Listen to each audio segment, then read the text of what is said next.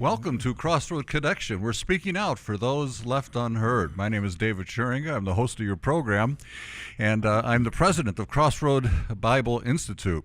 And I have in the studio with me today a dear, dear friend, Gil Dykstra. And the tables are turned today because I have been on your television program many, many times, but now you are the guest and I'm the host. Let's do it. Hearty handshake across the table. Hearty handshake across the table. Always good to see you. Yeah, right. And, we've been doing a program together 4 or 5 times a year, probably. Yep. Almost from day one when you assumed the presidency here at Crossroad Bible. You got me over there. It was just a great honor, and you've actually been the inspiration for this program. Happy to hear that. And it's just moving forward for you, is it not? You have many channels open. We're on 5 channels now, 8 times a week. And I'm working in Iowa now. In some of our hot spots where we have lots of CBI instructors, you know. Yes. So I'm working on a station in northwest Iowa, where Dordt College is, and then also I'm working on one in the Pella area. And so it just seems like it's a great way to go. But I thank you for getting us going and get us thinking about this because, I thought, well, I don't know if I can do as well as Mr. Dykstra does, but I'm going to try. And so here we go. But first of all, we should tell our viewers what we're talking about because you are on WCET, which is in Hudsonville, Jenison, Granville, and so we are too. So all of our WCET listeners, you are no stranger to. Indeed, no. You are the host of the Georgetown Journal. And a secondary program called FYI, for your information. Might mention that one. Oh, is that the live one? We do that live on Monday mornings. Monday is tape day or record day, and we do a live FYI program with a co-hostess at 11:30 each Monday morning. It is live. And then rebroadcast on Monday evening at 8:30 and Tuesday mornings at 10. So that there's 3 exposures on that program. There's a co-hostess with me, and we use the telephone to bring other guests in. It gives you almost an international audience. In fact, I want to tell the folks about that. For those that are not in the WCET viewing area, they can see your program online, right? Online, WCET. -.org or something like that. Yeah, right. I wish I had a card with me because I don't watch it on TV or on the computer rather. But, right.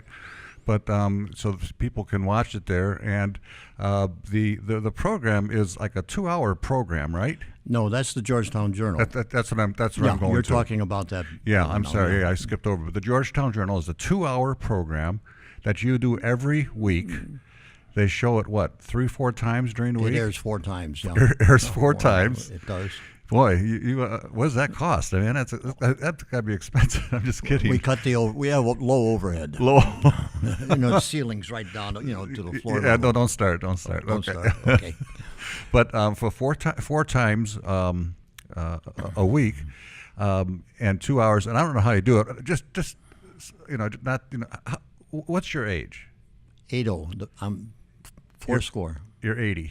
40. You're 80. 80. And you've been doing this show for 18 years? We're in our 18th year, approaching the 19th at the beginning of the new year. Now, I get tired just thinking about that every Monday you are interviewing all these people for a 2-hour show every week. That's true. What's your secret? Early to bed, early to rise is not part of it, I guess.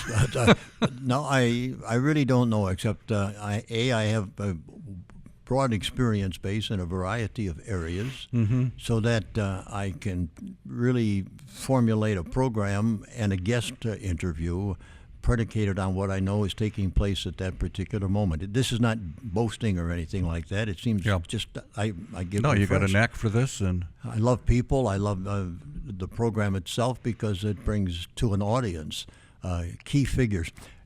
This is community public television, really. It's not public television in the sense of a Channel 35, for example, or some of the others, but it reaches people in a variety of ways, as you know, because you've shared with me many of the experiences that you've had on this program, and I've had a chance to share some of mine with you. The point is, you are giving exposure to people who might normally not get exposure. Right. And what really triggered much of this program was one of the campaigns in the late 1990s where the average soundbite was something like 14 seconds. I'll give you about a 14-second exposure.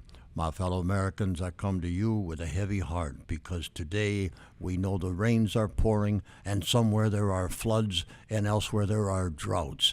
Can't we compromise and come together and have an equally flooded, droughted area? Well, it's an event interview. And an event interview by its very nature is sort of short. It's brevity at its best. It's just acting. Well, in part, yeah. You play for the soundbite. But the point is, there are offices. For example, you and I have talked about what you do here and the scope of this ministry. Without a television exposure, you're on paper. Yeah. And people that's why we switched. We for 5 years, we had a radio program. Yes. And then I don't know. Somehow I just felt led to get, put a TV thing together because people remember what they see. Yes, they do. And also, radio is not something that people necessarily curl up to at 6 o'clock and listen to the Lone Ranger anymore. They listen to it in their car. Or you just made a point, and it's a point that should be developed. Radio is very strong in the event category, but it also stimulates the mind. You mentioned the Lone Ranger. Oh, Kimosabe. Yeah, my dad used to talk about that.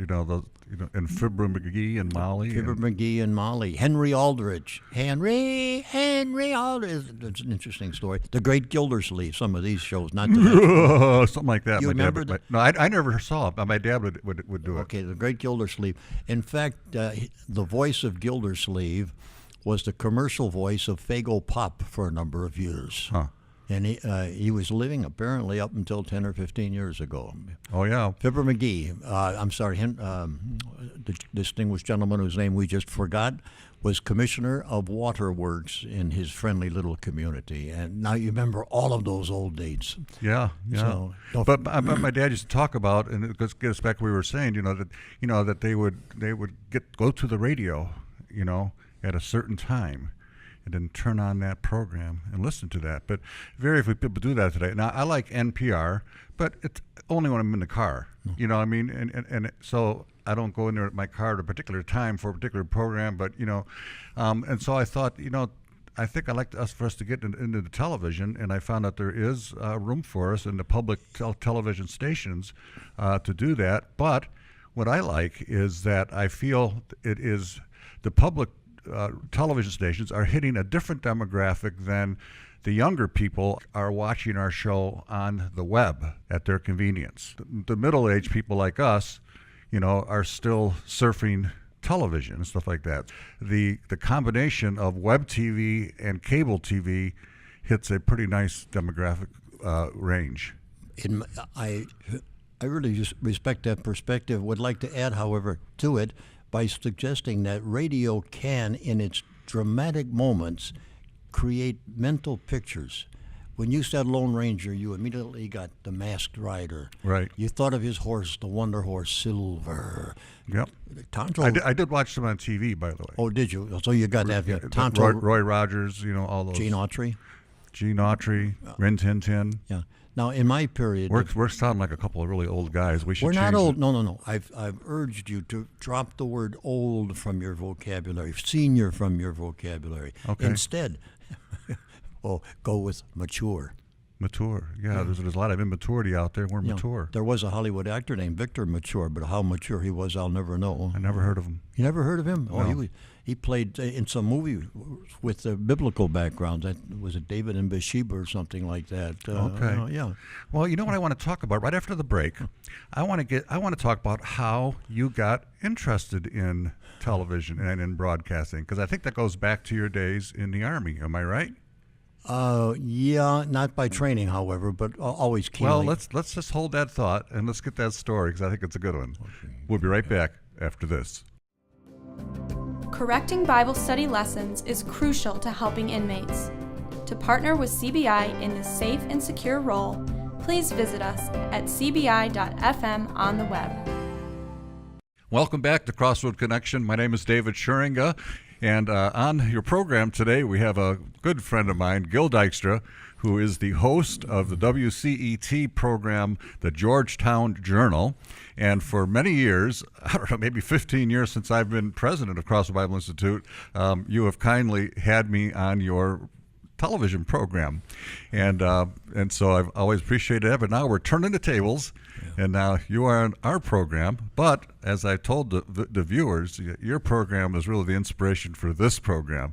And so I'm forever grateful for that. But Before the break, I wanted to tell you, you're 80 years old. You've been doing this program for 18 years.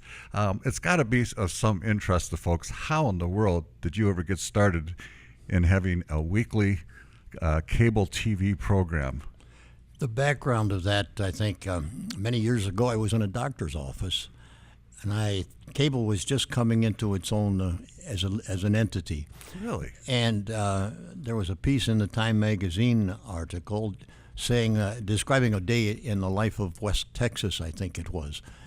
At dawn every morning, it was known that a wind came up out of whatever direction, and at that time, it operated a generator that operated a TV station without power other than wind. And what they did at that time of the morning was read off who died in the community the day before, and the funeral details. New babies were born. Jones is building a new building, and he's going to have to drill a well. It was strictly community. And so I thought, boy, now wait a minute. That is really a possibility. I had covered portions of the Grand Rapids cable controversies when they were getting the cable system operated there and in Wyoming. And so I had the feel for it, and I knew some of the people. But basically, that was it. Years later, however, after I left a few things, we suddenly had opportunity locally to do a few things, and I met the cable people here. And I realized the thought that had come to me years before, here's an opportunity to do things like let people know about a blood drive in the community. You have classified ads, but somehow a fundraiser sometimes gets that much, maybe 2 inches in a paper or less. Flesh it out. Have somebody tell you what the need of this particular fund drive is. What will happen if you don't do something?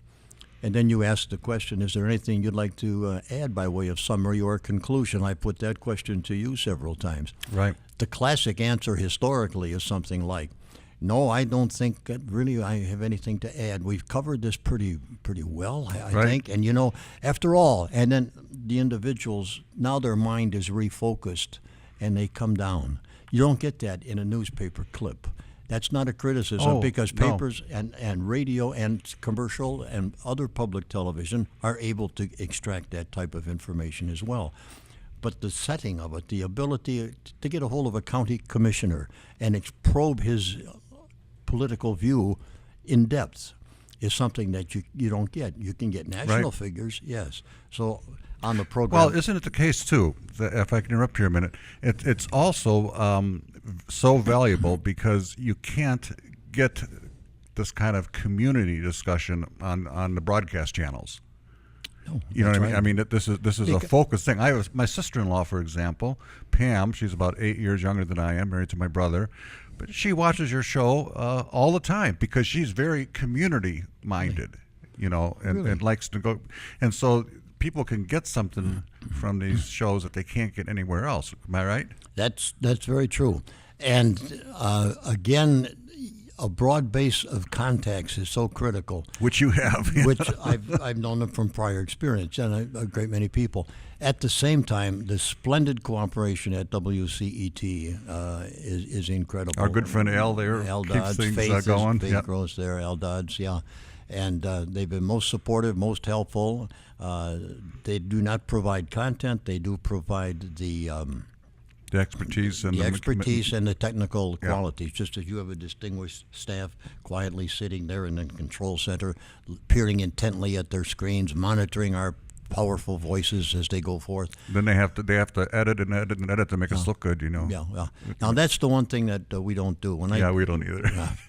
But I did want to say this, that fundamentally I don't edit. I think we've cut out a few things over the years. I think the number is 4 in 18 years, and we do 52 weeks a year. Yeah.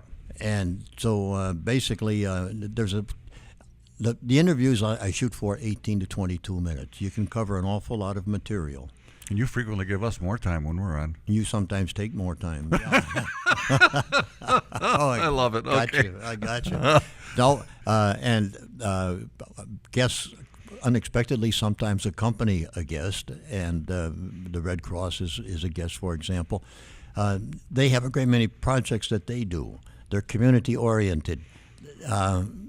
They get a new director, and you get a 5-liner somewhere. Joe Blow is now the new director of the XYZ Yeah. Red Cross. That type of thing. People, on the one hand, really don't want to be overwhelmed with facts. And on the other hand, they're very curious about what does a county clerk's office do, and why are some of them in elections and others not, and what does a register of deeds do is key. Interesting, right. Now, when I've been there, you know, there's always just this huge lineup of people. When I come in, there's somebody that you're interviewing, and then I get interviewed, and as soon as I'm done, you kick me out, and the next guys come in, stuff like that. I don't kick you out. I ask you gracefully to leave. Yeah. But one thing I noticed is that you get political figures in there, representatives and senators and stuff like that. I've been in there, and you're even talking to a local senator or representative who's in Washington, D.C., and you just have his picture on there. So politicians like the exposure. Am I right? It's an avenue for them to go deeper than an announcement. Right.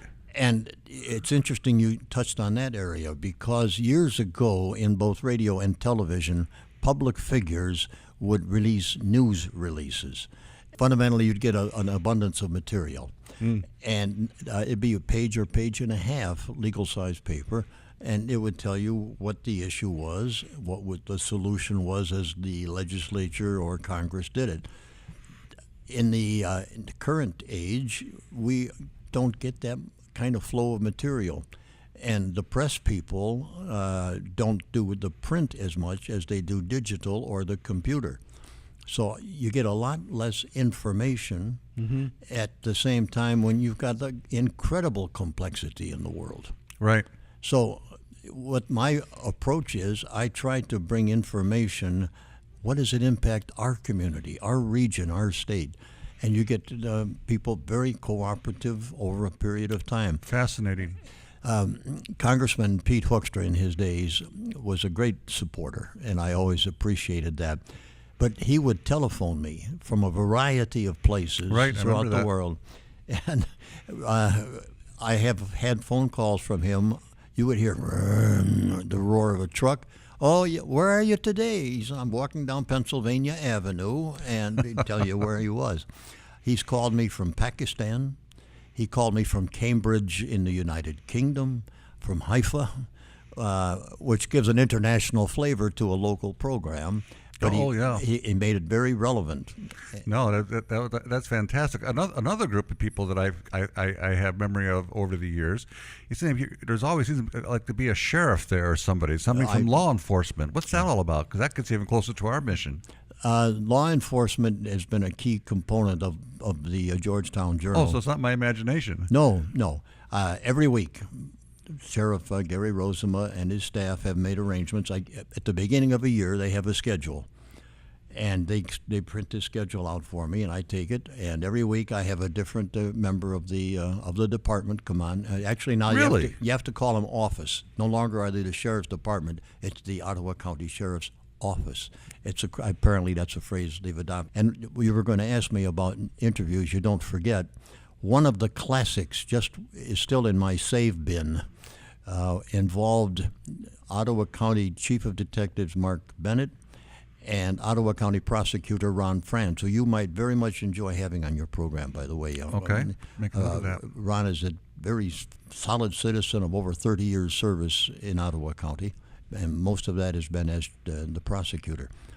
But let's see, Mark was on the program, and we started talking about cold cases.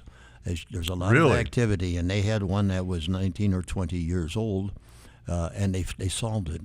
And as we were chatting, Ron France came into the control room where you sometimes are waiting for your time on air, and Ron was listening to that.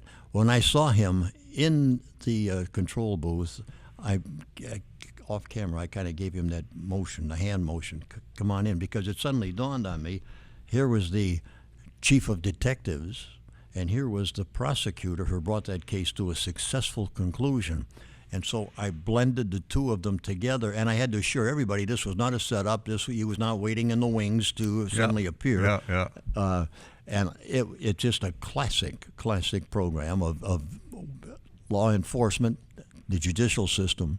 And I've been able to put together a panel of judges, of law enforcement, and everybody explaining their work, their specific role. So that one stands out in my mind. That answers your question. It does. Let's use that. We're going to keep going here because we have just a few minutes left. But let's just use that as a segue to your interest in Crossroad Bible Institute. Because that is dealing with the people they've put behind bars and so forth. I should mention that you and your wife, I think, are on sabbatical right now, but for many years have served as Crossroad instructors, and I think as the church coordinator and so forth. And so I've been in your church has been was it Cottonwood Heights? Yes. Yeah, very, very. We've great. Dropped the Heights. We're strictly now Cottonwood. It gives us that southern touch of glamour and They dropped the Heights. Yeah. Oh. But not to the depths. But we just eliminated, so to speak, the. Okay, so now it's Cottonwood Church. Cottonwood. Yeah. But your church, and I've preached there, and your church has been very supportive with lots of instructors, and good support. Compare Crossroad Bible Institute and what we're trying to do for prisoners and people in prison, and the attitude or sense that you get from law enforcement. Oh, well, for one thing, I bring chaplains from the Forgotten Man Ministry onto the program several times a year, and I facilitate 2 banquets, one for Kent and one for Ottawa County.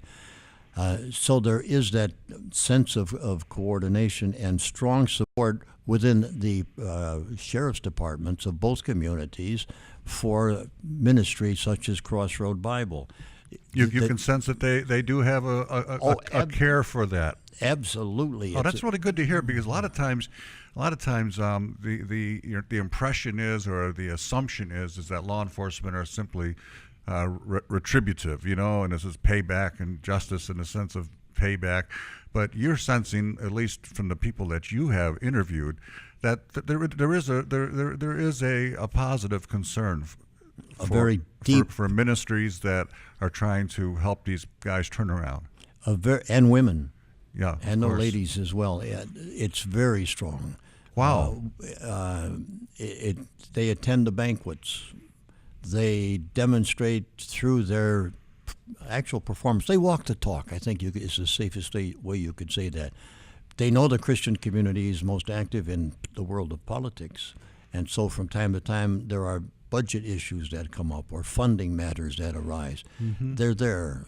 And they want to know that the Christian community, the faith community, is standing behind them as prisoners make their way through a sentence, which may be short-term or long-term. I think the difference between the local jails with the 1-year period of sentencing available. Like Kent County Jail, Ottawa County Jail, those. Yes, that at the state level, versus the fact that Crossroad Bible reaches global. Mm-hmm. You're global. Right. And you've got prisons and jails and all that. You get them all. And so I can't speak for that segment of the prison population in the world. But and interestingly enough, our West Michigan delegates to the state houses and to Congress are keenly interested. Joe Hoffman, whom you I know very, very well. In Representative fact, Hubman. we're working on getting him on the show here too. About a year now, haven't you? Yeah. Yeah, we keep missing each other, but we'll get him. But yeah, we go way back. He was a member of my church, and his wife actually worked for me. Well, really? And Yeah. she was a tremendous staff member over at Bethany Church, and he was dabbling in politics back then. Now we're talking 20 years ago. County commissioner. Yeah, and I said, I think this guy's going to be governor someday. I mean, he just has all the class that a politician, but he's a Christian, like you say. He's a strong Christian. And so he has a concern. He comes at it, from a heart conviction, huh? And within the secular world in which the prison system functions, he maintains a position for the church and for the. And you haven't seen that waiver. I have not. In fact, there was a prison. There's an operation going on in Muskegon, and Joe made a strong appeal or directive that the faith community be represented, and they've put some equipment in specifically that would serve the needs of faith. So basically, yes, I can. Now there may obviously be financial clashes, as maybe you have to fix a water well rather than do something for in another area. Priorities, for example, would take a key role in all of this. But fundamentally, I'm deeply impressed. As we close, I want to ask you a question as someone who's interviewed so many people and has such vast experience and so forth. What's your attitude about the world today? Is it primarily is it positive and optimistic, or is it kind of like hopeless and going down the tubes? What's your attitude about the world? How much time have we? We've got 30 seconds. Chaos. Chaos. We have created at the station, and with some of our colleagues, the late Senator Van Dregemort and I really formulated chaos, and we said she is our Director of Financial Affairs. Chaos. But I have never, in more than probably total time, in excess of 20 years, 25 years, in the news business, seen such tremendous activity throughout the world. Mm-hmm. Asia, Yep. Japan, China, fighting over islands. Russia, everywhere. Russia, North Korea, they're mad over there. You've got Iraq, the rise of Islam in its hostile forms. Yep, ISIS. Yep. ISIS and the like. What do you do with a bunch of people who figure that they're winners if they blow themselves up? It's a frightening thing for Americans, and we're approaching 9/11 again. Yeah. Who would have ever thought that would take place? Right. Crashing into buildings and the like. So economic uncertainties, and then we look at the weather. We live in chaotic times, tumultuous times, and how much more then do we need Christians involved in broadcasting, in politics, in law enforcement, because the only thing that can bring peace to the storm is Jesus Christ. My friend Gil, thank you so much for being with us today. This has been a rare treat. Obviously, you got to come back again because we've just barely scratched the surface. I guess I'll see you on your program in about 3 weeks from now. Yes. And we'll continue our conversation in whatever way God leads it. But thank you for being with us today. Can I shake your hand? Let's do that. Okay. All right. Very good to see you, sir. Thank you. And thank you for being with us. And we hope that we'll see you again right here next week.